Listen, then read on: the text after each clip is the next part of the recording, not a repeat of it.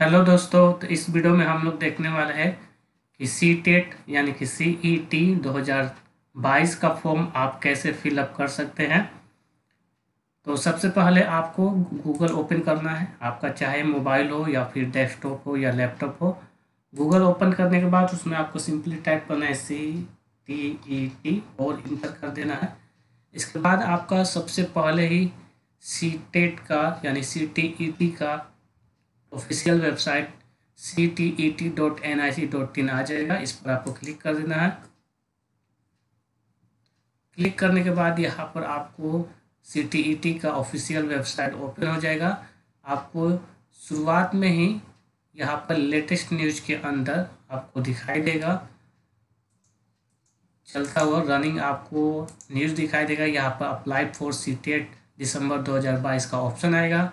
या इसके अलावा आप इसके नीचे आएंगे तो इन्फॉर्मेशन बुलेटिन सीटेट CTET 2022 भी आपको देखने को मिलेगा। नीचे आएंगे तो कैंडिडेट एक्टिविटी में भी आपको अप्लाई फॉर सीटेट दिसंबर 2022 का ऑप्शन दिखेगा। अप्लाई करने से पहले आप इन्फॉर्मेशन बुलेटिन CTET 2022 को ज़रूर पढ़ लेंगे। अगर आप इसका मैं अलग एक वीडियो बना चुका हूँ। अगर आप सीटेट इन्फॉर्मेशन बुलेटिन में क्या चीज़ें दी गई है इसकी विस्तृत जानकारी मैं अलग एक वीडियो बना चुका हूँ और उसका लिंक भी मैं डिस्क्रिप्शन में दे दिया हूँ। उस पर आप क्लिक कर इन्फॉर्मेशन बुलेटिन की सारी जानकारी विस्तृत रूप से आप देख सकते हैं। इस वीडियो में हम लोग बताएंगे कि कैसे आपको अप्लाई करना है। तो अप्लाई करने से पहले इन्फॉर्मेशन बुलेटिन की सारी जानकारी एक बार आप ज़रूर चेक कर लें, क्योंकि इससे पहले अगर आप फॉर्म भर रहे हैं और इन्फॉर्मेशन आपके पास आधी अधूरी है तो आपको फॉर्म भरने में प्रॉब्लम हो सकती है। तो इन्फॉर्मेशन बुलेटिन की वीडियो आप पहले ज़रूर देखें। तो चलिए देखते हैं कि कैसे आपको इसको अप्लाई करना है। तो आप अप्लाई फॉर सीटेट दिसंबर 2022 पर क्लिक कर देंगे और जैसे क्लिक करेंगे यहाँ पर ओके आपको क्लिक करना है।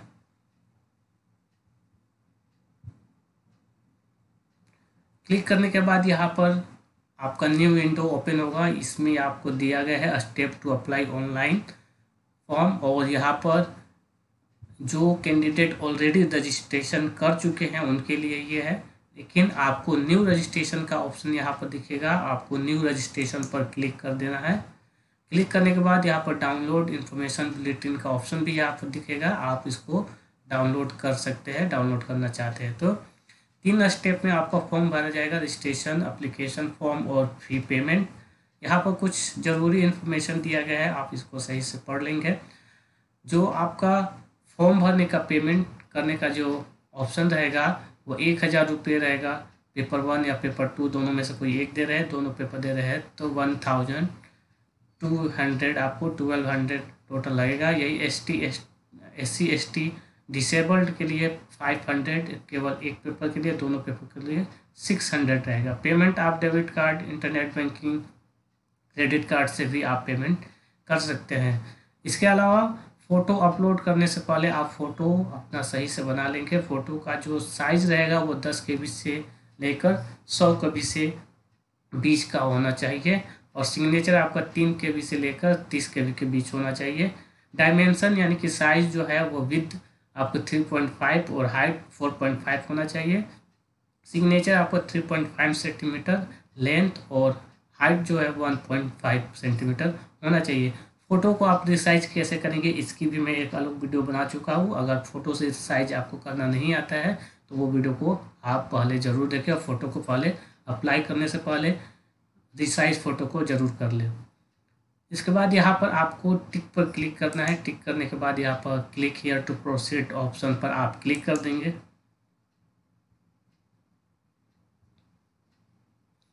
अब यहाँ पर जनरल इन्फॉर्मेशन आपको डालने को मिलेगा, जैसे कि सबसे पहले आपको कैंडिडेट नेम डालना है, आपको father's name, mother's name, date of birth, day, month और ईयर में। इसके बाद जेंडर आपको मेल फीमेल में चूज करना है। आइडेंटिटी टाइप आपके पास जो भी आइडेंटिटी होगा, जैसे voter ID card, passport, bank passbook with photograph या फिर ration card with photograph, any other valid government identity with photograph या ड्राइविंग लाइसेंस में से कोई एक आप चूज कर लेंगे। और जैसे ही आप चूज करेंगे, जो भी आप मान लीजिए आपके पास वोटर ID है तो वोटर ID का इन्फॉर्मेशन नंबर आपको यहाँ पर डालना होगा। इसके बाद यहाँ पर परमिसेस यानी कि आपको प्रेजेंट एड्रेस डालना है। फिर उसके बाद इसमें locality, country, state name, district name, pin code, email ID आपको कोई है तो वो ज़रूर डालेंगे ताकि आपको समय समय पर इन्फॉर्मेशन भेजा जाता है। ईमेल आईडी को आप कंफर्म करेंगे, मोबाइल डालेंगे और मोबाइल नंबर को भी कंफर्म कर लेंगे। कोई लैंडलाइन नंबर है तो वो भी डाल सकते हैं, ये ऑप्शनल है, ज़रूरी नहीं है ये। अगर आपका परमानेंट एड्रेस और प्रेजेंट एड्रेस दोनों सेम है तो सेम एज प्रेजेंट एड्रेस पर क्लिक कर देंगे। अदरवाइज दोनों अलग अलग है तो ये locality, country, state, district, pin code आपको फिर से भरना होगा। इसके बाद आप पासवर्ड डालेंगे। पासवर्ड आपका स्ट्रॉन्ग पासवर्ड होना चाहिए, जैसे कि आपका पासवर्ड अल्फ़ाबेट, लोअर केस और अपर केस से बना होना चाहिए। स्पेशल कैरेक्टर और नंबर भी उसमें ज़रूर होना चाहिए। इसके बाद आप इसमें से सिक्योरिटी क्वेश्चन चूज करेंगे। इसमें से कुछ क्वेश्चन, जैसे 5 क्वेश्चन है तो आप कोई एक चूज कर लेंगे, जैसे आपका फेवरेट बुक क्या है और उसका आप यहाँ पर नाम लिख देंगे और ये इसको रिमेंबर ज़रूर रखेंगे। इसके बाद यहाँ पर पिन डालेंगे और पिन डालकर आप सबमिट पर क्लिक कर देंगे।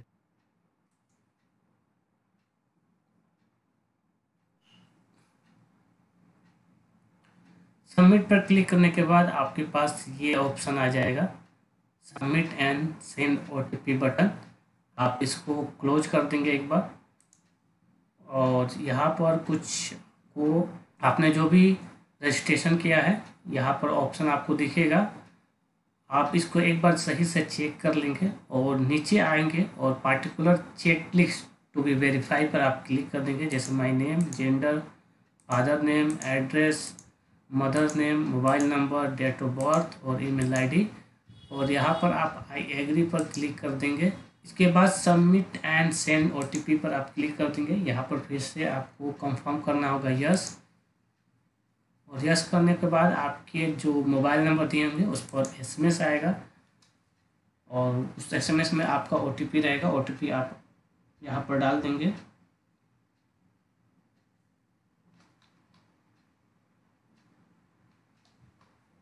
और सबमिट रजिस्ट्रेशन फॉर्म पर क्लिक कर देंगे।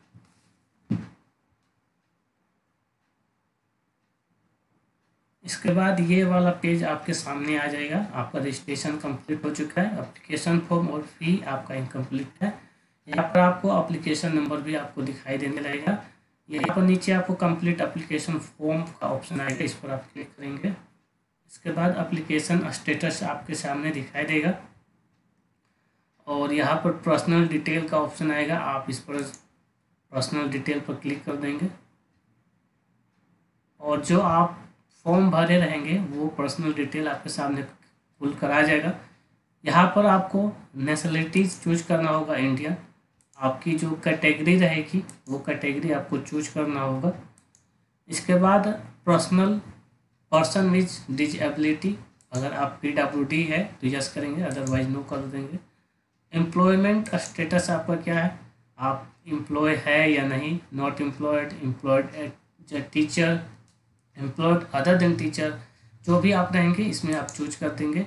इसके बाद यहाँ पर सिक्योरिटी पिन डालेंगे और इसके बाद आपको सेव एंड नेक्स्ट पर क्लिक कर देना होगा। यहाँ पर यस कंफर्म करेंगे। इसके बाद आपका अप्लाइड फॉर का ऑप्शन आएगा, यानी कि आप इसमें अप्लाई करना चाहते हैं, इस पर आप क्लिक कर देंगे।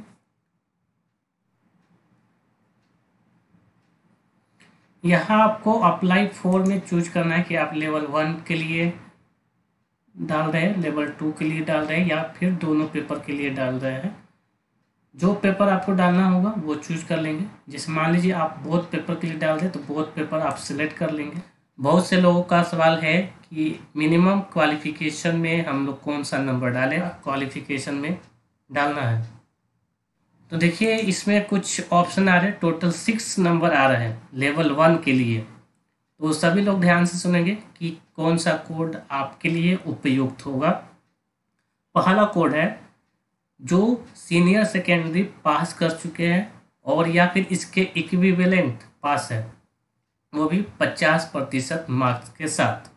पहला कोड उनके लिए है जो 50% मार्क्स के साथ सीनियर सेकेंडरी पास हो चुके हैं, साथ में आपका 2 साल का डिप्लोमा इन एजुकेशन एलिमेंट्री पास हो चुके हैं या फिर अपीयर है, फाइनल ईयर में अपीयर होने चाहिए, फर्स्ट ईयर में नहीं होने चाहिए। पास हो चुके हैं या फिर फाइनल ईयर में अपीयर है, तब आप कोड नंबर 1 डालेंगे। सीनियर सेकेंडरी पास हो चुके हैं 50% मार्क के साथ, 2 साल का डिप्लोमा पास कर चुके हैं या फिर फाइनल ईयर में अपीयर है, उसके लिए 1 नंबर कोड आपका डलेगा। दूसरा नंबर कोड है सीनियर सेकेंडरी, आप पास कर चुके हैं 45% मार्क्स के साथ, जो 50% नहीं है, सीनियर सेकेंडरी में 45 है, तो उनके लिए ये वाला कोड है। अब साथ में आप 2 साल का डिप्लोमा पास कर चुके हैं या फिर अपीयर है फाइनल ईयर में। मैं आपको फिर बता रहा हूँ, फाइनल ईयर में आपका अपीयर होना चाहिए, इसके लिए 2 नंबर कोड आप डालेंगे। साथ इसके बाद है कि सीनियर सेकेंडरी आप पास कर चुके हैं 50% मार्क्स के साथ, साथ में आप 4 साल का बीएलएड जो होता है वो आप पास है या फिर फाइनल ईयर में, यहाँ भी फाइनल ईयर होना चाहिए, ठीक है। फाइनल ईयर आपका 4 साल का जो है उसमें आप है या फिर पास हो चुके हैं बीएलएड वाले, तो वो 3 नंबर डालेंगे। इसके बाद चौथा नंबर उनके लिए है जो स्पेशल एजुकेशन में डिप्लोमा किए हैं, तो सीनियर सेकेंडरी आपका होना चाहिए 50% मार्क्स के साथ। अब डिप्लोमा इन एजुकेशन आपका है, स्पेशल एजुकेशन के वालों के लिए 4 नंबर है, और आप वो पास है या फिर फाइनल ईयर में है, तब आप 4 नंबर डालेंगे।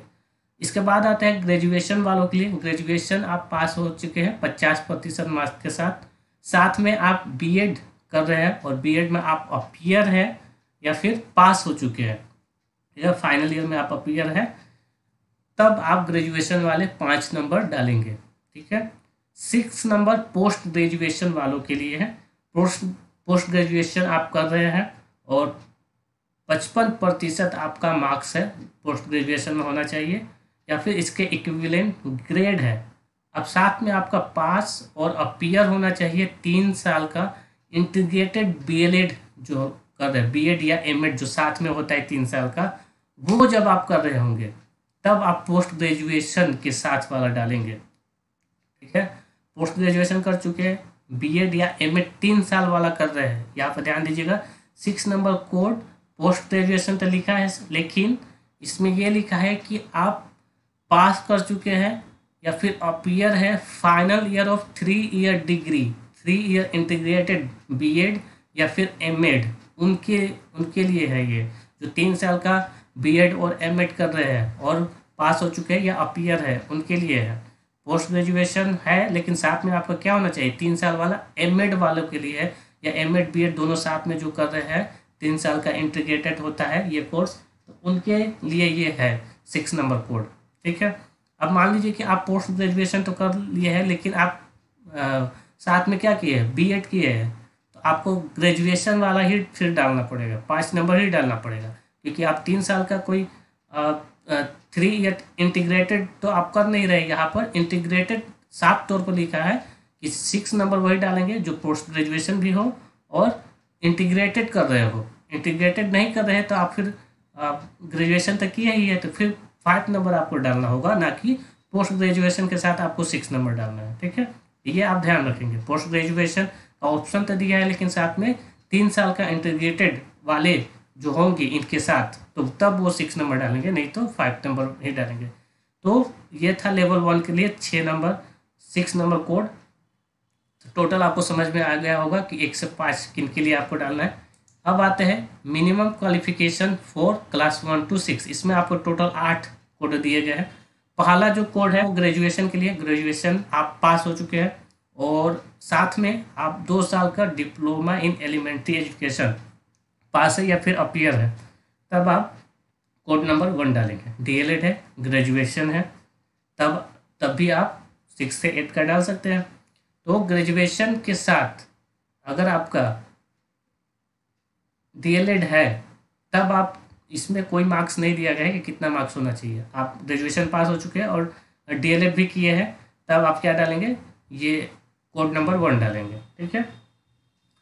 डीएलएड की है, 2 साल का पास हो चुके हैं या फिर अपीयर है, फाइनल ईयर में है, ग्रेजुएशन है, तब कोड नंबर 1 डालेंगे।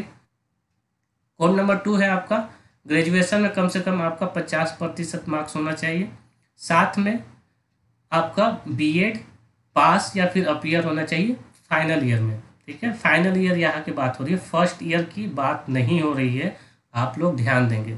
फाइनल ईयर की यहाँ पर सभी जगह फाइनल ईयर की बात की है। अपीयर तो है लेकिन फाइनल ईयर, ये ना कि जो एडमिशन लिए हैं अभी तो वो नहीं भर सकते हैं, फाइनल ईयर में आपको अपीयर होना होगा। यहाँ पर 2 नंबर कोड इसके लिए है जो ग्रेजुएशन और पोस्ट ग्रेजुएशन दोनों है, ठीक है, दोनों है। और बीएड भी आप साथ में किया है या पास है या अपीयर है, पोस्ट ग्रेजुएशन है या ग्रेजुएशन है, 50% आपका मार्क्स होना चाहिए ग्रेजुएशन या फिर पोस्ट ग्रेजुएशन में, और साथ में आप बीएड किए हैं तब 2 नंबर कोड डालेंगे। अब मान लीजिए कि ग्रेजुएशन में 45% आपका मार्क्स है, 50 नहीं है, तब आप 3 नंबर का कोड डालेंगे, ठीक है। और साथ में आपका बीएड अपीयर या फिर फाइनल ईयर होना चाहिए। इसके बाद आते हैं 4th नंबर, सीनियर सेकेंडरी आप पास हो चुके हैं कम से कम 50% मार्क्स के साथ, और पास या अपीयर है आप 4 साल के बीएड वाले, 4 साल के बीएड वाले फाइनल ईयर में है या फिर पास हो चुके हैं सीनियर सेकेंडरी, 50% मार्क्स है तो 4 नंबर कोड आप डालेंगे। 5वां नंबर कोड उनके लिए है जो सीनियर सेकेंडरी पास कर चुके हैं और 50% मार्क्स के साथ पास हुए हैं, और साथ में वो इंटीग्रेटेड बीए प्लस बीएड या फिर बीएससी बीएड जो साथ में करते हैं, उनके लिए ये 4 साल का इंटीग्रेटेड कोर्स जो होता है, जो ग्रेजुएशन का भी होता है और बीएड भी साथ में होता है, वो इंटीग्रेटेड वाले जो 4 साल वाले इंटीग्रेटेड है। सीनियर सेकेंडरी आप 50% मार्क्स के साथ पास है और 4 साल का आप इंटीग्रेटेड बीए प्लस बीएड कर रहे हैं या बीएससी बीएड कर रहे हैं, उनके लिए 5 नंबर कोड है। अब इसके बाद आते हैं 6 नंबर कोड, स्पेशल एजुकेशन वालों के लिए।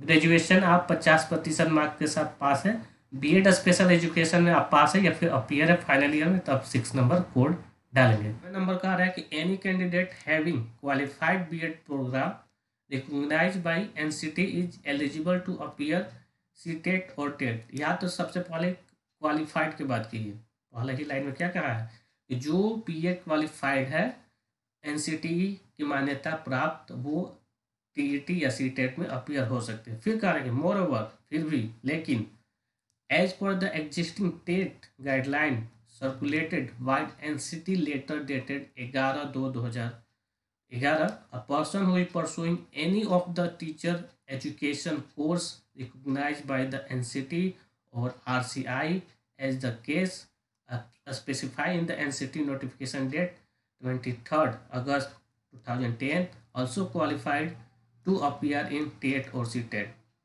यानी कि इसमें कह रहा है कि एक तो आप क्वालिफाइड बीएड है तो आप टेट या सीटेट दे सकते हैं, लेकिन इसमें कह रहा है कि एग्जिस्टिंग टेट गाइडलाइन के अनुसार, जो कि एनसीटी का गाइडलाइन 11/2/2011 को प्रकाशित किया गया है, उसके अनुसार जो person teacher education course pursuing कर रहा है, जो कि एनसीटीई से मान्यता प्राप्त हो, जो कि गाइडलाइन आपका 23 अगस्त 2010 में दिया गया है, उसके अनुसार आप टेट और सीटेट में अपीयर हो सकते हैं, ठीक है। क्वालिफाइड है अपीयर होने के लिए।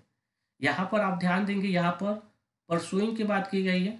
मिस हर जगह ये परसुइंग का आपका मतलब निकलेगा। परसुइंग का मतलब क्या होता है, मैं ये भी आपको समझाने की कोशिश करूँगा। तो जो परसुइंग कर रहा है एजुकेशन, टीचर एजुकेशन कोर्स, वो टेट के लिए क्वालिफाइड है। इसके बाद आता है 8 number code, post graduation with minimum 55% marks, equivalent या ग्रेड, पास या फिर appear in final year of 3 year integrated BEd और एमएड। तो पोस्ट ग्रेजुएशन आप 55% मार्क्स के साथ पास है, और साथ में अगर आप 3 साल का इंटीग्रेटेड बीएड और एमएड कर रहे हैं, तब आपको ये डालना होगा 8 नंबर कोड। तो आप याद रखेंगे, पोस्ट ग्रेजुएशन के साथ आप जब इंटीग्रेटेड वाला कर रहे होंगे तभी 8 नंबर डालेंगे। अगर मान लीजिए पोस्ट ग्रेजुएशन आप पास है और बीएड किए हैं, तो इसके लिए आपका ये वाला कोड है, 2 नंबर कोड है। पोस्ट ग्रेजुएशन है और बीएड है, तब आप 2 नंबर कोड डालेंगे। अगर पोस्ट ग्रेजुएशन है और 3 साल का बीएड एमएड इंटीग्रेटेड वाला कर रहे हैं, तब आप 8 नंबर कोड डालेंगे। तो ये पूरा था कि आपको कौन सा कोड डालना है, कौन सा कोड नहीं डालना है। आपको होप अच्छे से समझ में आ गया होगा। और डालना है या फिर डिग्री है, जो होगा आपको चूज कर यहाँ पर सिक्योरिटी पिन डालेंगे और उसके बाद सेव एंड नेक्स्ट पर आप क्लिक कर देंगे और यहाँ पर यस आपको सबमिट करना होगा। यस पर सबमिट करने के बाद यहाँ पर आपको बताना है कि आपने कौन सा क्वालिफिकेशन किया हुआ है। तो पास या फिर अपीयर आप चूज करेंगे, ईयर्स ऑफ पासिंग आप चूज करेंगे। इसके बाद स्ट्रीम आपका कौन सा था ये चूज करेंगे, बोर्ड आपका कौन सा है।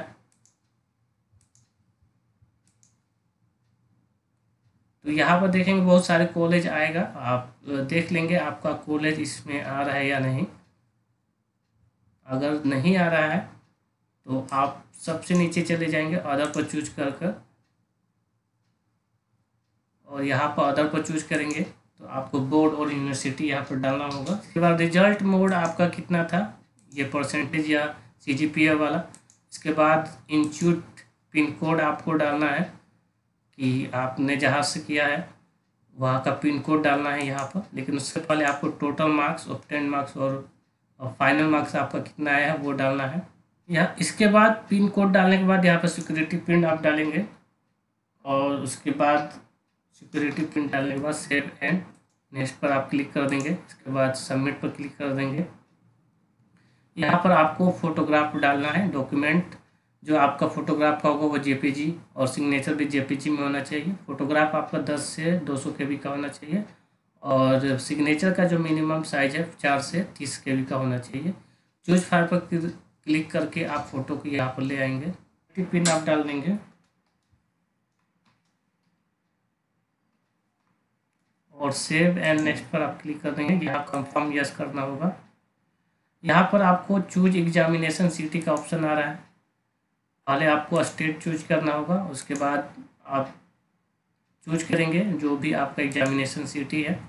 और यहाँ पर देख सकते हैं यहाँ पर टोटल एग्जामिनेशन सिटी में 121 आपके सेंटर है, टोटल कैपेसिटी आपका इतना है और यहाँ पर कितना ऑक्यूपाई हो गया है ये आपका दिखा रहा है। इसके बाद इसको आप बदलेंगे तो और आपको दिखाएगा, यहाँ देख सकते हैं। तो जो भी आपका एग्जामिनेशन सिटी रहेगा वो आप चूज कर लेंगे और चूज करने के बाद यहाँ पर सिक्योरिटी पिन डाल देंगे।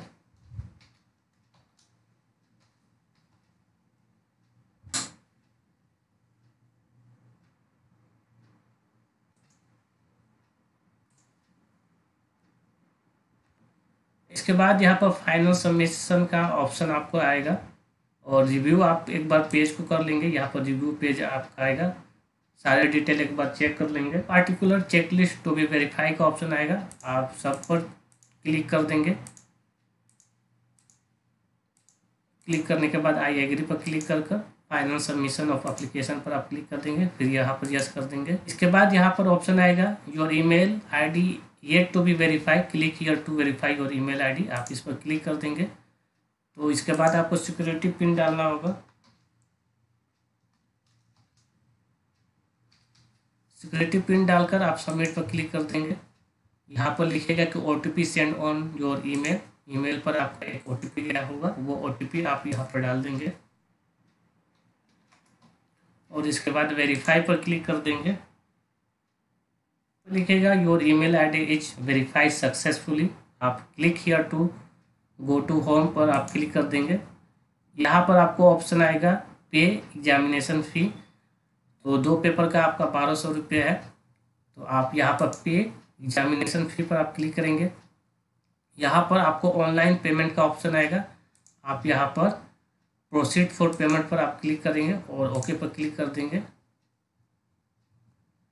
इसके बाद यहाँ पर आपको पूछेगा कि सेलेक्ट पेमेंट प्रोवाइडर, आप इस पर क्लिक कर प्रोसीड फॉर पेमेंट पर आप क्लिक करेंगे। इसके बाद यहाँ पर आपको credit card, debit card, internet banking, QR और UPI का ऑप्शन मिलेगा, आप जिस मेथड से पेमेंट करना चाहते हैं वो कर सकते हैं।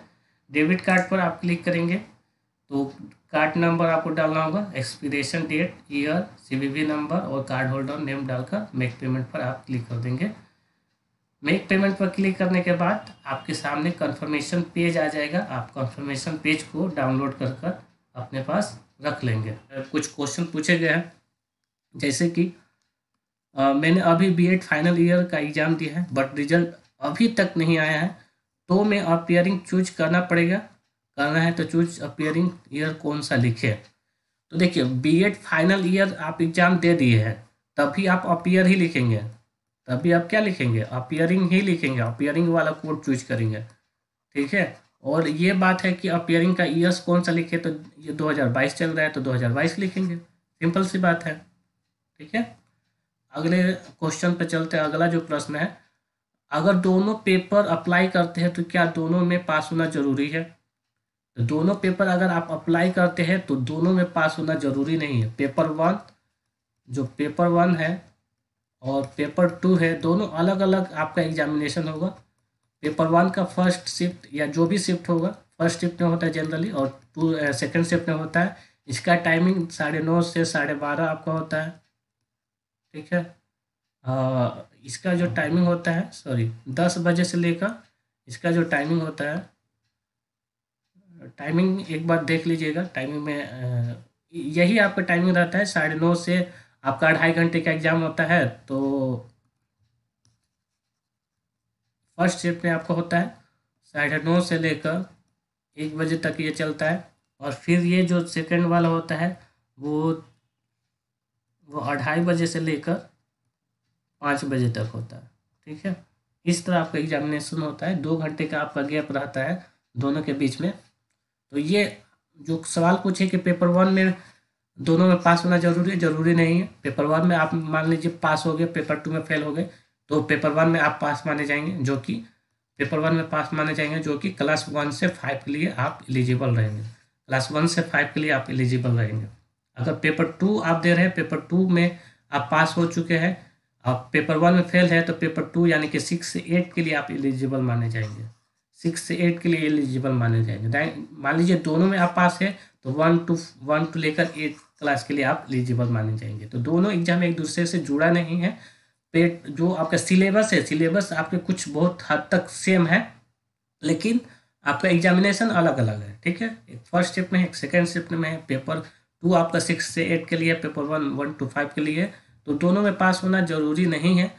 आप जरूरी नहीं है कि एक पेपर में आप फेल हो गए तो दूसरे वाले में ऑटोमेटिक फेल हो जाएंगे, ऐसा कुछ आपका नहीं है इसमें। अगला जो प्रश्न है कि NIOS DLED वाले 18 मंथ का है, इससे जो फॉर्म है फिलअप कर सकते हैं कि नहीं। ऑफकोर्स आप फॉर्म फिलअप कर सकते हैं। NIOS वाले जो है वो फॉर्म फिलअप कर सकते हैं, नो डाउट इसमें है, कोई डाउट नहीं है।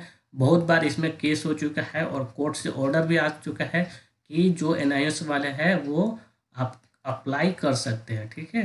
NIOS वाले बेझिझक अप्लाई कर सकते हैं, इसकी मान्यता दी गई है, ठीक है। इसके बाद जो अगला प्रश्न है कि सर बोर्ड या यूनिवर्सिटी में DLED का पड़ेगा या जहाँ पर ग्रेजुएशन की है वहाँ का। तो देखिए सीटेट में जो आप बीएड किए हैं तो बीएड का डालेंगे, ठीक है, या फिर DLED किया है तो DLED का, DLED की है तो DLED का आप एजुकेशन क्वालिफिकेशन डालेंगे। अगर बीएड की है तो बीएड का एजुकेशन क्वालिफिकेशन डालेंगे। ग्रेजुएशन का आप जानकारी नहीं दिया जाता है इसमें, बीएड या फिर DLED का डाला जाता है, ठीक है। ग्रेजुएशन का नहीं दिया जाता है। जो भी जानकारी देंगे जैसे कि पास है, अपीयर है, किस साल में है, कौन से आप कोचिंग इंस्टीट्यूट से कर रहे हैं, कौन से यूनिवर्सिटी बोर्ड से कर रहे हैं, ये बीएड और DLED के अनुसार भरा जाता है, ग्रेजुएशन के अनुसार आप नहीं भरेंगे। इसके बाद है कि कॉलेज का नेम शो नहीं कर रहा है इसमें, तो क्या करें। इसके लिए मैं आपको बता दूं, कॉलेज का जब आपको नेम शो नहीं कर रहा है, जब कॉलेज का नेम आपको शो नहीं कर रहा है, उसके लिए मैं आपको बता दूं कि जैसे ही आप ये आपका एक देख सकते हैं यही आता है, जब अपीयर डालेंगे तो ये वाला आपका सामने आता है। अगर पास भी डालेंगे तब भी आपको बोर्ड यूनिवर्सिटी सेलेक्ट करना होता है। तो यहाँ पर देखेंगे कि लास्ट में, सबसे लास्ट में जाएंगे तो अदर का ऑप्शन आता है, अदर चूज कर लीजिए। जैसे ही अदर चूज करेंगे तो आप यहाँ पर नेम, एक और विंडो यहाँ पर आएगा, यहाँ पर पूछेगा कि कोचिंग का नाम डालिए, सॉरी इंस्टीट्यूट का नाम डालिए, जिस कॉलेज से आप कर रहे कॉलेज का नाम डालिए। तो यहाँ पर कॉलेज आपको मैन्युअली टाइप करना पड़ेगा। अगर लिस्ट में नहीं है तो कोई बात नहीं, अदर चूज करिए और एक और आपका अलग से ब्लैंक आपका फिल आ जाएगा, उसमें आप कॉलेज का नेम डाल दीजिए, ठीक है। अब एक बंदे ने पूछा था कि इंस्टीट्यूट पिन कोड में क्या डालें, ठीक है। इंस्टीट्यूट पिन कोड में जो जिस कॉलेज से आपके, जिस यूनिवर्सिटी से आप किए गए हैं, वहाँ का पिन कोड डालना है। ठीक है। जहाँ से आप, मान लीजिए कि आपने को यूनिवर्सिटी से ना कर कॉलेज से किया है। ठीक है। बहुत से लोग डायरेक्ट यूनिवर्सिटी से करते, बहुत से लोग कॉलेज से करते। तो जहाँ से भी आप किए होंगे उसके पते का, उसके एड्रेस का पिन कोड क्या है, वही पिन कोड आपको डालना है। मान लीजिए कॉलेज से किए हैं तो उस कॉलेज के स्थान, एड्रेस का पिन कोड क्या है, वहाँ का पिन कोड डालना है। समझ गए? वहाँ का पिन कोड आपको डालना होगा। समझ गए बात को? और ये सब पासिंग में ऑलरेडी आपको बता ही चुका हूँ कि क्या होता है। चलिए अगले प्रश्न पर चलते हैं कि अगला प्रश्न क्या है। ये मैंने आपको बता दिया कि कॉलेज नेम शो नहीं हो रहा था, क्या करना है। सर पास आउट में जो डिटेल भरनी है उसमें बीएड का भरना है या फिर ग्रेजुएशन का भरना है, प्लीज़ बताएं। ये मैं ऑलरेडी आपको बता चुका हूँ कि ग्रेजुएशन का नहीं भरना है, बीएड या डीएलएड के अनुसार भरना है। इसके बाद है, सर जो 2021 में एडमिशन लिए हैं वो अभी तक एग्ज़ाम नहीं हुआ है, क्या वो सीटेट फॉर्म फिल कर सकते हैं? तो 2021 में आप एडमिशन लिए हैं लेकिन अभी तक आपका एग्ज़ाम नहीं हुआ है, यानी कि आप फर्स्ट ईयर में ही हैं, तो आप फॉर्म नहीं भर सकते हैं। लेकिन जैसा कि मैंने बताया, आप अपीयरिंग डालकर एग्ज़ाम फॉर्म भर सकते हैं, लेकिन वो वैलिड नहीं रहेगा, वो आपका वैलिड नहीं होगा, क्योंकि आप अभी भी फर्स्ट ईयर में हैं। ये नॉट वैलिड माना जाएगा आपका। लेकिन एग्ज़ाम फॉर्म आप भर सकते हैं, एग्ज़ाम फॉर्म आप भर सकते हैं और एक्सपीरियंस ले सकते हैं कि एग्जामिनेशन आपका कैसा होता है, और देख सकते हैं कि फर्स्ट अटेम्प्ट दे रहा है तो उसमें आपका क्या स्कोर आ रहा है। ठीक है। लेकिन वैलिड नहीं माना जाएगा। इसके बाद है कि सर एग्ज़ाम पेपर मीडियम का ऑप्शन कहाँ फिल करना है, नहीं बताएं। तो देखिए, एग्ज़ाम फॉर्म का कोई मीडियम नहीं है इसमें। ठीक है। जो पेपर आपका होगा वो बाइलिंगुअल आता है, बाइलिंगुअल आता है। पेपर जो होगा आपका बाइलिंगुअल आता है। आप जो भाषा में एग्ज़ाम पेपर देना चाहते हैं, वहाँ सीबीटी आप एग्ज़ाम देंगे तो वहाँ ऊपर मेंशन रहता है। ऊपर क्या रहता है? ऊपर मेंशन रहता है कि आप कौन सा आपको चूज करना रहता है। जो भाषा आपका चूज करेंगे उसके अनुसार आपका एग्ज़ाम पेपर आ जाता है, इसलिए कोई भी ऑप्शन नहीं दिया गया है। ठीक है। तो इंग्लिश आपका इंग्लिश में आएगा, हिंदी अगर आप चूज किए रहेंगे लैंग्वेज में तो उसके अनुसार आएगा। बाकी जो है जिस भाषा को आप चूज करेंगे, हिंदी चूज करेंगे तो हिंदी में आएगा, अगर संस्कृत चूज करेंगे तो संस्कृत में आएगा।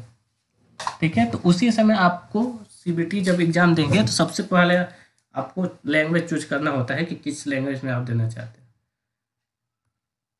इसके बाद है कि मैं ग्रेजुएशन और बीएड किया हूँ, minimum education qualification class 6 to 8 के लिए कौन सा ऑप्शन लेना होगा। ठीक है। तो मैं इसकी ऑलरेडी एक वीडियो बना चुका हूँ, तो वो आप वीडियो जाकर ज़रूर देखें कि 6 to 8 के लिए कौन सा क्वालिफिकेशन डालना है, और उसका लिंक मैं डिस्क्रिप्शन में दे दिया हूँ, या फिर आप प्ले लिस्ट में भी जाकर देख सकते हैं कि आप जो स्पेसिफाई कोड के लिए है क्या आपको डालना है। ठीक है।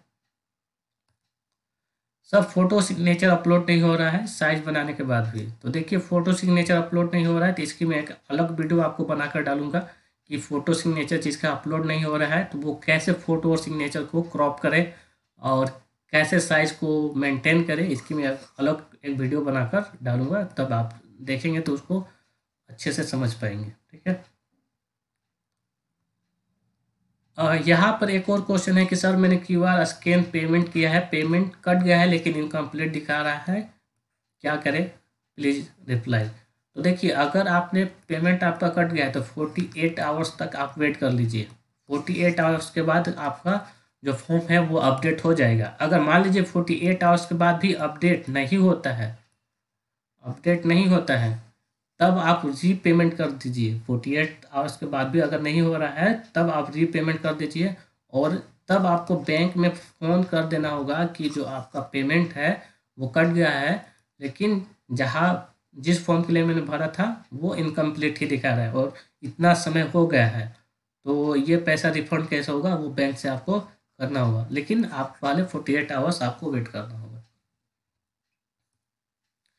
इसके बाद है कि पास कैंडिडेट कैसे मार्क्स भरना है, सेकेंड ईयर या फिर ओवरऑल।